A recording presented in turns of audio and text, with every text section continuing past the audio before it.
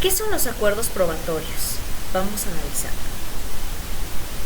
Los acuerdos probatorios se centran sobre los hechos ocurridos y consisten en un acuerdo al que llegan las partes, acusado, agente del MP y la víctima u ofendido, sobre los hechos en los que no existe un debate de si deben probarse o no, porque resultan evidentes y por lo tanto las partes pactan un acuerdo por escrito con el fin de no dilatar la audiencia intermedia y de que dentro de la misma no se debatan situaciones que resulten ocisas para todos los que en ella se encuentren presentes.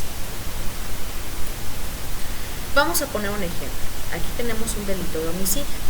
A Catalina la privaron de su vida, su cadáver fue localizado y recuperado. Se determinó que murió por un disparo de arma de fuego en la cabeza y que fue abusada sexualmente antes de morir. Si el acusado y el agente del MP, sin la oposición de la víctima, tuvieran que pactar un acuerdo probatorio de aquellos hechos que no requirieron debate y que resultan evidentes para todos, este acuerdo versaría en los siguientes hechos. Catalina fue privada de la vida por un disparo de arma de fuego en la cabeza. Catalina fue abusada sexualmente antes de morir. En caso de existir estos acuerdos, también serán expuestos durante la audiencia intermedia. Dentro de esta audiencia, el juez de control, manteniendo su imparcialidad e independencia, escuchará a las partes. El desarrollo de la audiencia será el siguiente. 1. El Ministerio Público realizará una exposición resumida de su acusación. 2. El acusado o bien el defensor podrán exponer cualquier incidencia suscitada. 3. Se expondrán los acuerdos probatorios establecidos entre las partes. 4. El juez se cerciorará de que se cumplió con el descubrimiento probatorio. 5. Las partes procederán a ofrecer y desahogar sus medios de prueba y lo realizarán por medio del interrogatorio y el contrainterrogatorio. 6. Una vez examinados los medios de prueba ofrecidos y de haber escuchado a las partes, el juez de control ordenará fundadamente que se excluyan de ser rendidos en la audiencia de juicio aquellos medios de prueba que no se refieran directa o indirectamente al objeto de la investigación y sean útiles para el esclarecimiento de los hechos. De igual manera, los medios de prueba podrán ser depurados o excluidos de ser tomados en cuenta en la etapa de juicio oral, en los casos previstos por el artículo 346 del Código Nacional de Procedimientos Penales, bajo las siguientes circunstancias. Cuando el medio de prueba sea sobreabundantemente por referirse a diversos medios de prueba de tipo testimonial o documental que acrediten lo mismo y superado en reiteradas ocasiones. Cuando el medio de prueba sea impertinente por no referirse a los hechos controvertidos. Cuando el medio de prueba sea innecesario por referirse a hechos públicos incontrovertidos. Cuando el medio de prueba sea sobreabundante por ofrecer un número amplio de testigos o documentos mediante los cuales desea acreditar los mismos por circunstancias en los casos de delitos contra la libertad y seguridad sexual y el normal desarrollo psicosexual, el juez excluirá la prueba que pretenda rendirse sobre la conducta anterior o posterior de la víctima. La etapa intermedia concluirá con el auto de apertura a juicio oral y con fundamento en el artículo 347 del Código Nacional de Procedimientos Penales. Dicho auto debe dictar 1. El tribunal de enjuiciamiento competente para asegurar la audiencia de juicio, poderla celebrar, la individualización de los acusados, las acusaciones que deberán ser objeto del juicio y las correcciones formales que se hubieran realizado en ellas, así como los hechos en materia de la acusación, los acuerdos probatorios a los que hubieran llegado las partes, los medios de prueba admitidos que se deberán ser desahogados en la audiencia de juicio, así como la prueba anticipada, los medios de prueba que en su caso deban desahogarse en la audiencia de individualización de las sanciones y reparación del daño, las medidas de resguardo de identidad y datos personales, las personas que deban ser citadas a la audiencia del debate y las medidas cautelares que hayan sido impuestas al acusado. En la etapa de juicio oral, en esta última etapa del procedimiento, se resolverá si el acusado es o no privado de su libertad. El tribunal de enjuiciamiento, que como anteriormente ya habíamos establecido, estará integrado por 3 jueces. Se dictará una sentencia en favor o en contra del acusado. Se denomina sentencia condenatoria cuando la sentencia es en contra del acusado. Cuando es en favor del acusado, la sentencia se llama absolutoria. Una vez que el tribunal de enjuiciamiento recibe el auto de apertura a juicio oral, deberá establecer la fecha para la celebración de la audiencia de debate de juicio oral.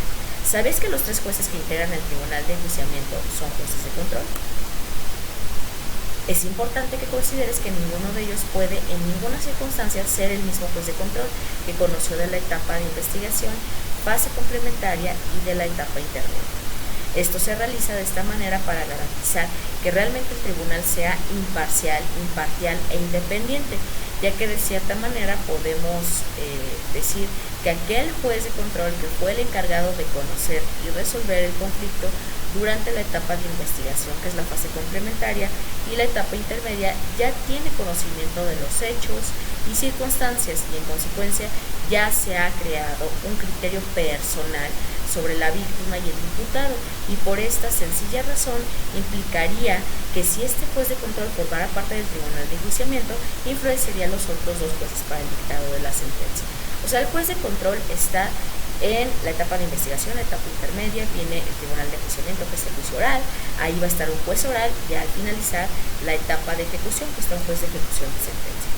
Para poder dictar justamente la sentencia, es necesario que el tribunal de enjuiciamiento escuche nuevamente a los testigos, peritos, médicos o incluso al mismísimo acusado, en caso de que éste no haya rendido su declaración y quiera hacerlo en ese momento.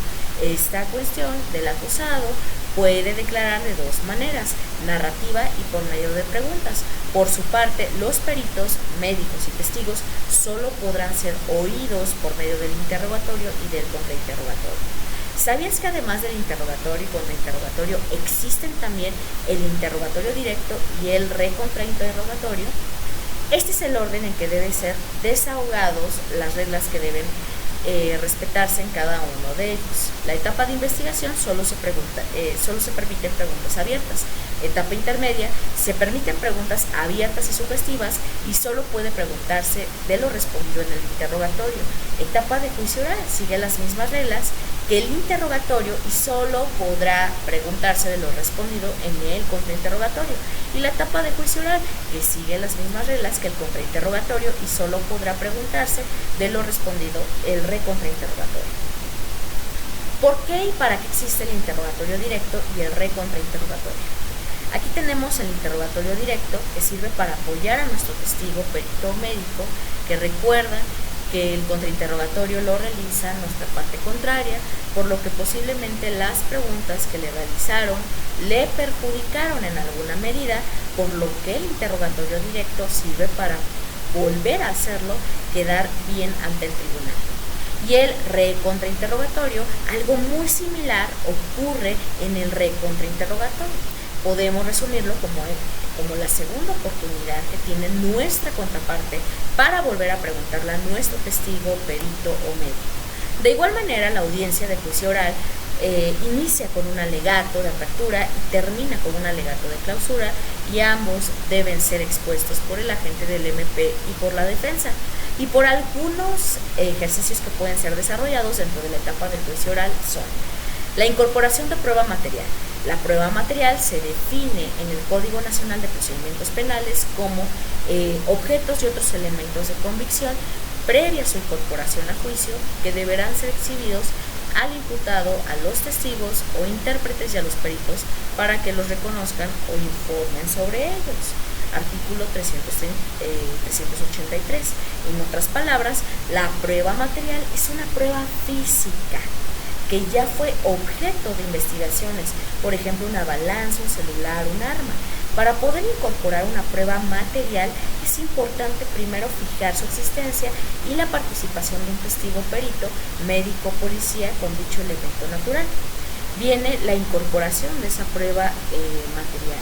De conformidad con lo dispuesto por el artículo 380 del Código Nacional de Procedimientos Penales, se define como ese documento, todo soporte que contenga información sobre algún hecho. Tanto la incorporación de la prueba material como la documental sirven para dejar en evidencia ante el tribunal de enjuiciamiento el estado del documento y o de la evidencia, así como la relación que guarda con los hechos. Refrescamiento de memoria. Pues en este ejercicio se utiliza cuando alguno de los testigos, peritos, médicos, etc., se les olvida algo de lo que anteriormente habían declarado. Tenemos que evidenciar la contradicción. En este caso, este ejercicio se utiliza cuando alguno de los testigos, peritos, médicos, etc., contradicen algo que anteriormente ya habían declarado.